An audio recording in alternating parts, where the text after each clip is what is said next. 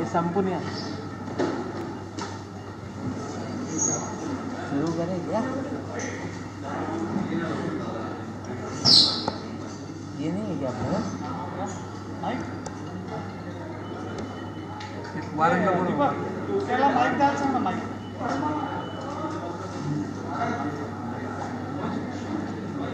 कार्यकर्ते तिकडे थांबा, कार्यकर्ते तिकडे थांबा.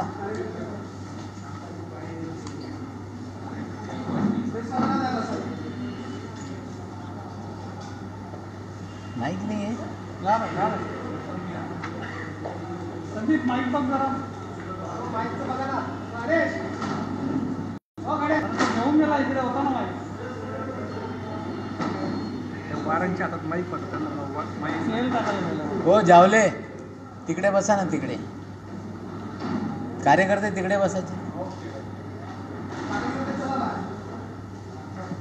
कार्यकर्ते हाँ माइक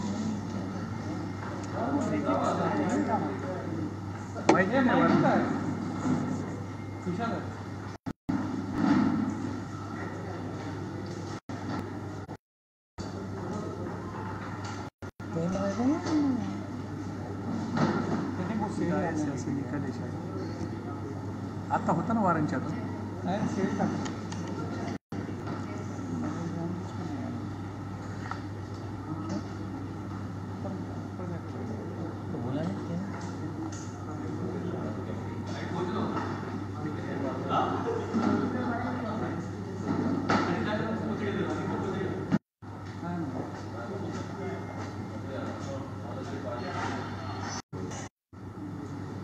सेल का प्रॉब्लम है क्या? वो चालू है लेकिन वो आ नहीं सकता नहीं.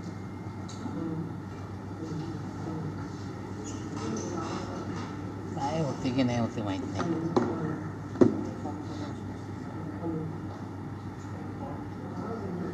चला मला दाखवा. 1 मिनिट दाखवा.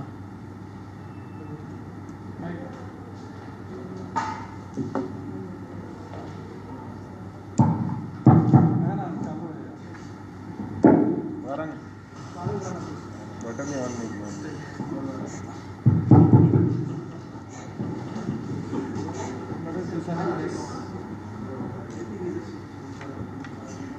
आजच्या या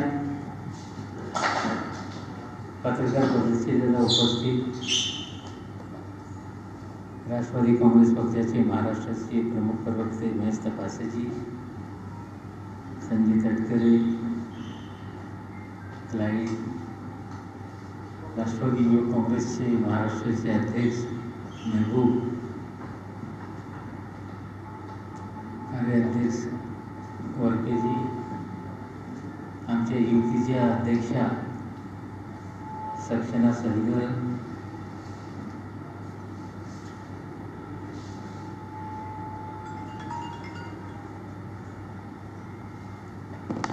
आणि पत्रकार परिषदेला उपस्थित सर्व पत्रकार बंधू भगिनी, सर्वप्रथम मी आपल्या सर्वांचं स्वागत करतो.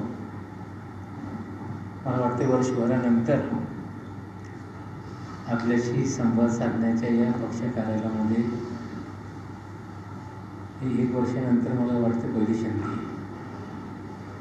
विशेषकर आज आपल्याला आमंत्रित करण्याच्या मागच्या उद्दिष्ट एक वेगळा कार्यक्रम राष्ट्रवादी काँग्रेस पक्षातर्फे आयोजित करण्यात आलेला आहे त्याची माहिती देणे.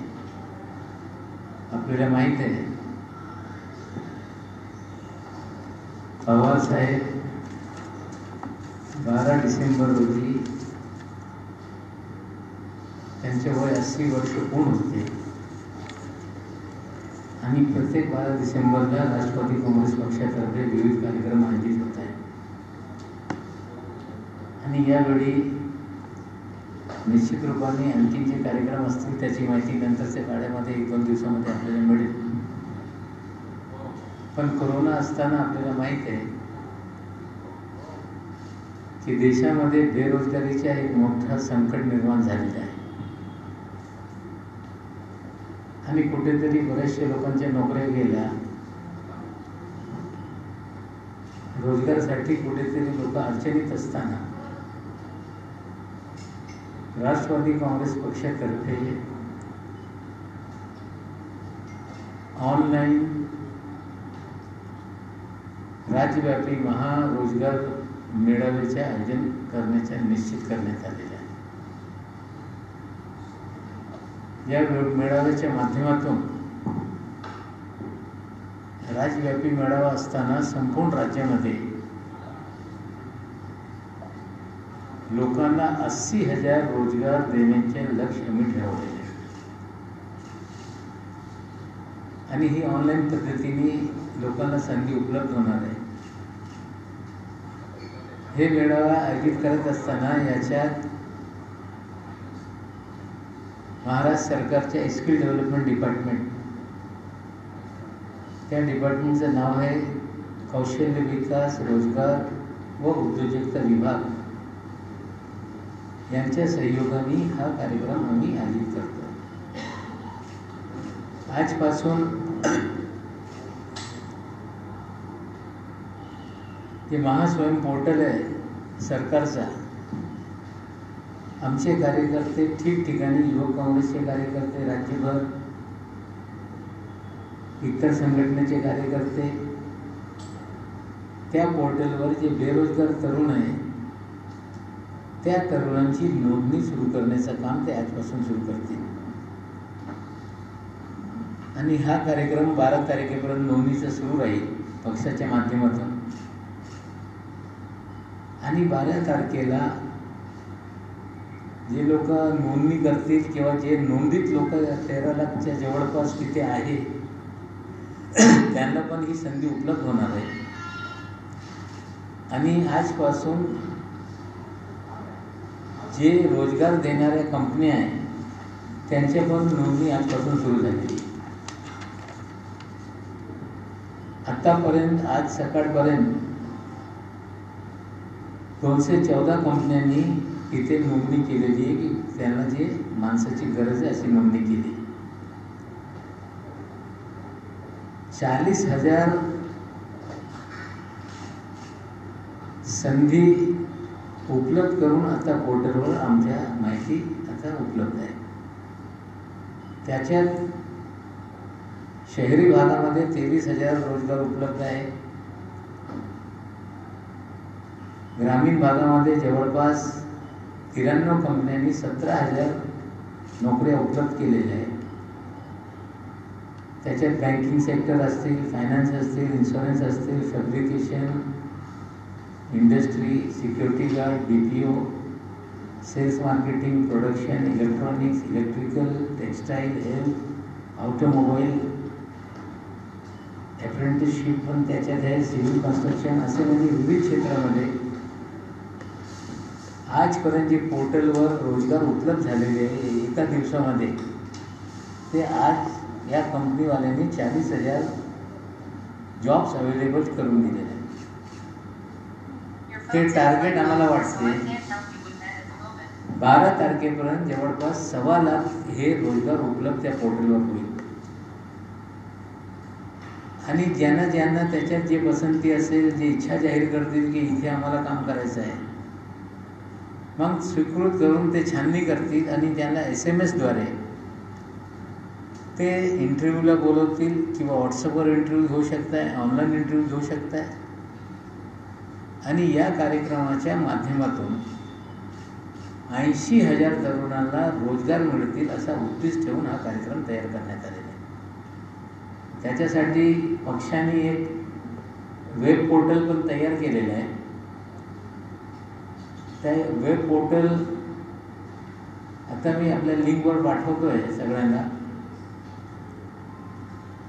त्या पोर्टलवर आम्ही सोशल मीडियाच्या माध्यमातून, पक्षाच्या कार्यकर्त्यांच्या माध्यमातून तो वेब पोर्टल योद्धा@18 लक्ष रोजगार 80,000 असा तो पोर्टल आहे. तो व्हॉट्सअपद्वारे व्हायरल आम्ही करणार आहोत. आणि तो पोर्टलच्या वर जे क्लिक देण्यात आलेला आहे, लोकांनी क्लिक केल्यानंतर तिथून रजिस्ट्रेशन पण होऊ शकत आहे आणि तिथून त्यांची माहिती भरून त्या रोजगार मेळाव्यामध्ये लोक सामील होऊ शकत आहे. अशी आम्ही एक सोशल मीडियाच्या माध्यमातून लोकांपर्यंत पोहोचण्याचं काम होणार आहे. त्याचबरोबर मुंबई असतील, महाराष्ट्र असतील, प्रत्येक शहरामध्ये, प्रत्येक तालुक्यामध्ये राष्ट्रवादी युवक काँग्रेसचे कार्यकर्ते आपल्या लॅपटॉप घेऊन किंवा साधना घेऊन बॅनर लावून ठिकठिकाणी बसणार आहे आणि लोकांना रजिस्ट्रेशन करण्यामध्ये मदत करणार आहे. आणि 12 तारखेनंतर पवारसाहेबांचा वाढदिवस असताना हे इंटरव्ह्यूची सुरुवात होती आणि ते प्रोसेस करून मला वाटते की 80,000 रोजगार देण्याचं काम स्किल डेव्हलपमेंट डिपार्टमेंट करेल आणि पक्ष त्याच्यात मदत करण्याची भूमिका घेत आहे. म्हणजे कोरोनाच्या काळामध्ये बेरोजगारी दूर करण्यासाठी एक मोठा उपक्रम या राज्यामध्ये राष्ट्रवादी काँग्रेस पक्षाने घेतलेला आहे आणि या कार्यक्रमाच्या माध्यमातून निश्चित रूपाने तरुणांना रोजगार मिळेल आणि ही आम्हाला अपेक्षा आहे. दुसरा विषय असा आहे की देशामध्ये शेतकऱ्यांचं आंदोलन जवळपास 3 महिन्यापासून सुरू आहे. 11 दिवसापासून दिल्लीचे दिशेने शेतकरी निघाल्यानंतर ठिकठिकाणी त्यांना अडवण्यात आलेलं आहे आणि शेतकरी आंदोलन चालू असताना 5 फेरी सरकार आणि शेतकऱ्यांमध्ये चर्चा झाल्यानंतर कुठल्याही प्रकारचा तोडगा निघाला नाही आणि शेतकरी जे आंदोलन करत आहे त्या लोकांनी भारत बंदची हाक दिलेली. या भारत बंदमध्ये 16 राजकीय पक्षांनी सहभाग जाहीर केलेला आहे आणि राष्ट्रवादी काँग्रेस पक्षाने पण या भारत बंदला पाठिंबा दिलेला आहे. आमचे राज्याचे अध्यक्ष जयंत पाटीलजींनी काही कोविडच्या अटी पाडून कार्यकर्त्यांनी, नेत्यांनी याचा सहभाग व्हावा असं आवाहन केलेलं आहे. राज्यामध्ये महाविकास आघाडीचे सरकार असताना तिन्ही पक्ष या बंदमध्ये पाठिंबा देण्यासाठी पुढे आलेले आहेत आणि आपल्या माध्यमातून आम्ही जनतेला अपील करू इच्छितो की जनतेने जो आपला अन्नदाता आहे कुठेतरी ते अडचणीत असताना त्यांना उद्ध्वस्त करणारा कायदा या देशात आणल्यानंतर ते कायदा रद्द केला पाहिजे. मिनिमम सपोर्ट प्राईसच्या कायद्यामध्ये अंतर्भाव केला पाहिजे. या प्रकारची मागणी असताना जनतेची पण जबाबदारी आहे की अन्नदाता सुखी राहणार नाही किंवा तो अडचणीत राहणार तर संपूर्ण देशातल्या लोकांना पण अडचण निर्माण होऊ शकते. त्यासाठी लोकांनी याच्यात सहभाग घेतला पाहिजे. भारत बंदला पाठिंबा दिल्यानंतर कुठेतरी त्याला प्रतिसाद दिला पाहिजे. आपल्या माध्यमातून आम्ही लोकांना अपील करतो. दुसरी माहिती अशी आहे की 9 तारखेला संध्याकाळी 5 वाजता 11 पक्षाच्या डेलिगेशन राष्ट्रपती महोदयांना भेटण्याची वेळ मागितली होती. राष्ट्रपती महोदयांच्या कार्यालयातून 11 पक्षाचे शिष्टमंडळ सर्व लोकांना भेटण्याच्या शक्य होणार नाही. काही ठराविक लोकांना भेटण्याची ते परवानगी देत आहे. 9 तारखेला 5 वाजता पवारसाहेब राष्ट्रपती महोदयाला आज शेतकऱ्यांच्या विषयावर चर्चेसाठी स्वतः भेट देणार आहे. त्याच्यात ज्या ज्या पक्षाच्या नेत्यांना राष्ट्रपती भवनमधून परवानगी मिळतील ते सोबत राहतील आणि या विषयावर कुठेतरी राष्ट्रपती महोदयाला परिस्थिती काय त्याला अवगत करण्यासाठी हा शिष्टमंडळ भेट घेणार आहे. दुसरा विषय असा आहे की या आंदोलनाला राष्ट्रवादी काँग्रेस पक्षाने पाठिंबा दिल्यानंतर भारतीय जनता पक्षाची लोक काही पत्राची झेरॉक्स सोशल मीडियावर सर्क्युलेट करत आहेत. त्याच्यात दावा असा करण्यात आलेला आहे की पवारसाहेब स्वतः खाजगीकरणाला खतपाणी घालत होते खाजगीकरण झालं पाहिजे ही भूमिका पवारसाहेबाची होती. मी थोडीशी माहिती आपल्याला हे देऊ इच्छितो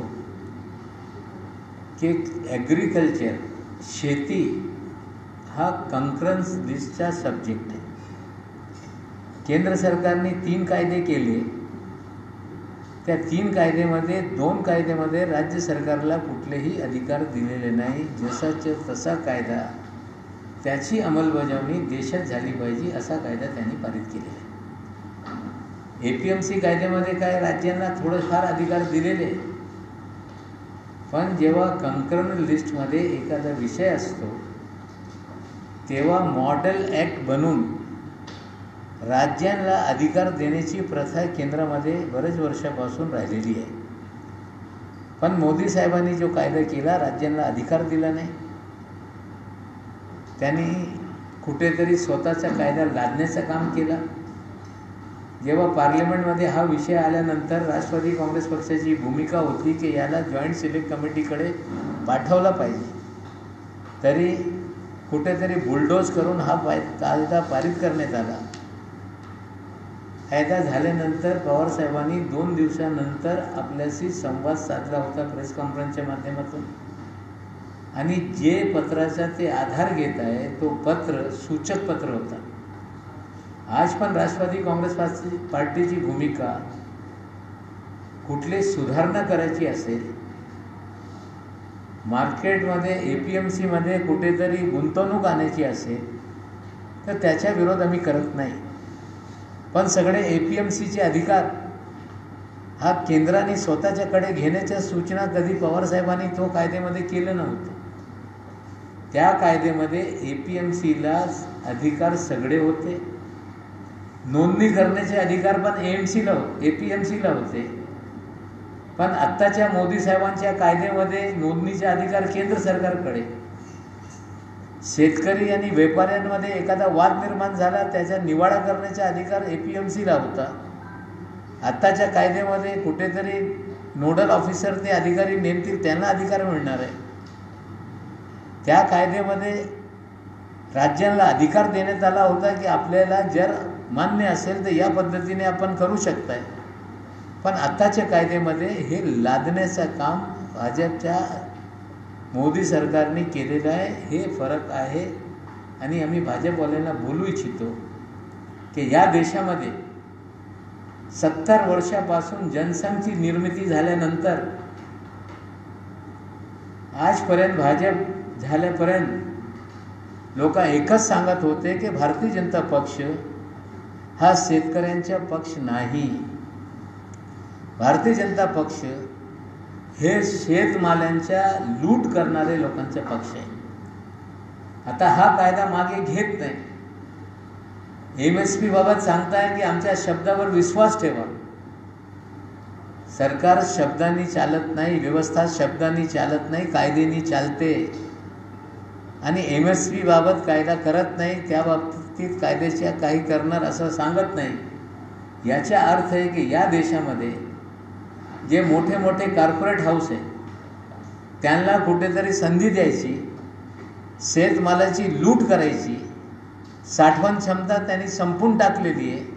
म्हणजे 1-2 कंपन्यांनी जर या देशामध्ये सर्व गहू असतील, तांदूळ असतील किंवा शेतमाल असतील त्यांनी साठवण करून ज्या मनाने ज्या भावाने त्याला विकायचं आहे या कायद्याद्वारे सगळे अधिकार त्या व्यापाऱ्यांना देण्याचा हा कायदा करण्यात आला.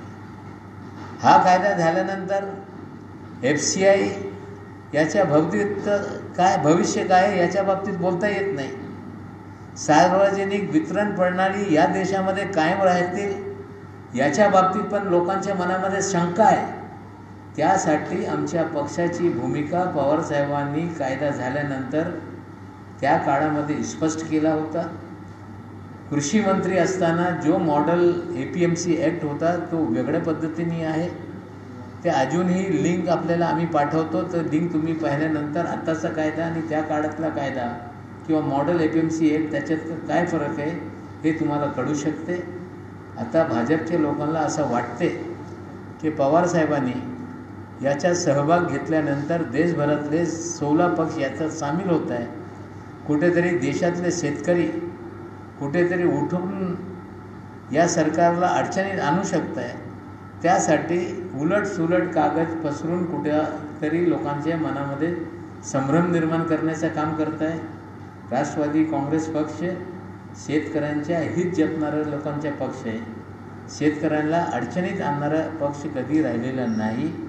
आणि आपल्या माध्यमातून हे स्पष्ट करू इच्छितो की पवारसाहेब कृषी मंत्री असताना कन्सेन्सस शिवाय कुठलेही निर्णय घेत नव्हते. स्वतःच्या मनाने निर्णय घेऊन लोकांवर लादत नव्हते. UPAच्या काळामध्ये एकही कायदा असं झाला नाही की आम्ही कायदा करतो आणि राज्यांनी त्याचे पालन केलं पाहिजे. मॉडेल ॲक्ट बनवण्याचा प्रयत्न करण्यात आला, पण आजच्या घडीला मोदी साहेब हे हुकुमशाही पद्धतीने आम्ही कायदा करणार तेच लोकांनी मानलं पाहिजे या पद्धतीने त्यांची जी कार्यपद्धत आहे, त्यामुळे शेतकरी हे आंदोलित आहे. शेतकऱ्यांच्या या आंदोलनाला राष्ट्रवादी काँग्रेस पक्षाचा पाठिंबा आहे. आमचे कार्यकर्ते उद्याच्या या बंदमध्ये सामील होतील आणि जनतेला आम्ही अपील करतो की आपण कुठेतरी याला पाठिंबा द्या. शांतपणे महाराष्ट्रामध्ये बंद पाळा, इतकंच आमच्या म्हणणं आहे. आपला काही प्रश्न असतील तर निश्चित रूपाने त्याचे उत्तर आम्ही देऊ.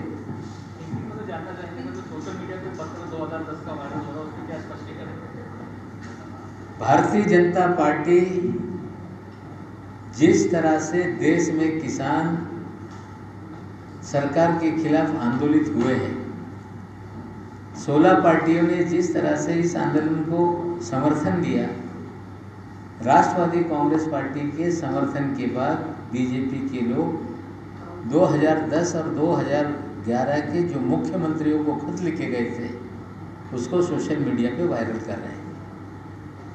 जो मॉडल APMC एक्ट बना था उसमें इन्वेस्टमेंट आना चाहिए, रोजगार की अवसर लोगों को निर्माण हो, कुछ सिफारिश करने का काम उस पत्र के द्वारा किया गया था. उस समय के मॉडल APMC एक्ट में और आज के APMC एक्ट में ज़मीन आसमान का फ़र्क है. उस एक्ट में ज़्यादा अधिकार APMC के पास थे, व्यापारियों के रजिस्ट्रेशन करने का अधिकार APMC के पास. आज के एक्ट में सारे अधिकार केंद्र सरकार के पास. उस एक्ट के अंदर किसानों और व्यापारियों के बीच में कोई विवाद हो जाए, उसका निपटारा करने का अधिकार पूरी तरह से APMC के पास था. आज के एक्ट में नोडल ऑफिसर कोई सरकारी बाबू रहेगा जो उसका निपटारा करेगा.